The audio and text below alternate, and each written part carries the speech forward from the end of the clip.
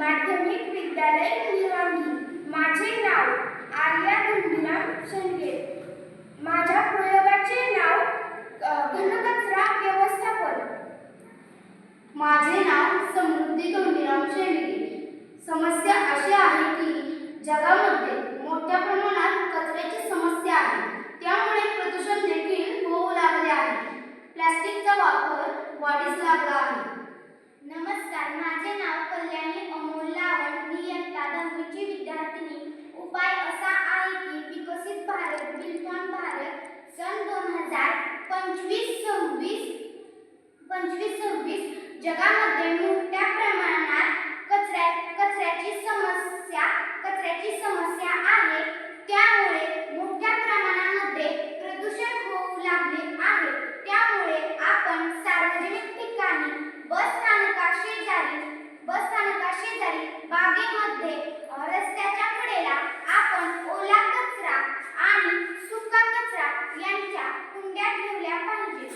त्यामुळे लोकसंख्या तेथे ओला कचरा आणि सुका कचरा टाकेल, त्यामुळे ओला कचरा आणि सुका कचरा वेगवेगळा होईल व आपण रस्त्याच्या कडेला सार्वजनिक ठिकाणी बागेमध्ये आपण सूचना फलक देखील लावले पाहिजे।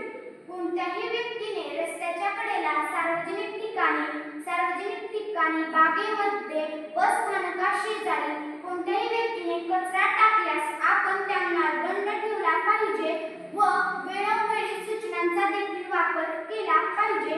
त्यामुळे कचरा देखील कमी प्रमाणामध्ये होईल व कुंड्यांमध्ये ठेवला जाईल। हा आहे सुका कचरा, हा आहे ओला कचरा। ओला कचरा हा लवकर कुजतो, त्यामुळे आपण त्याचा वापर शेतीमध्ये खत म्हणून देखील वापरू शकतो व तो लवकर कुजल्यामुळे त्याचे पुनर्चक्रीकरण करून आपण त्याचा वापर शेतीमध्ये खत म्हणून करू शकतो व आपली जमीन त्यामुळे कसदार बनू शकते व आपले पीक मोठ्या जोमाने येऊ शकते व आपण कोणत्याही रासायनिक खताचा वापर न करता शेतीमध्ये आपण ओल्या कचऱ्याचे पुनर्चक्रीकरण करून आपण त्याचे खत बनवून आपल्या शेतीला दिले पाहिजे। सुका कचरा लवकर कुजत नाही, त्यामुळे आपण त्याचे पुनर्चक्रीकरण करून पुन्हा देखील वापर करू शकतो। त्यामुळे आपण सुका कचराचे पुनर्चक्रीकरण केले पाहिजे। चला तर मग आपल्या प्रयोगाला सुरुवात करूया। कापडी पिशवी घरोघरी पर्यावरणाचे रक्षण करेल।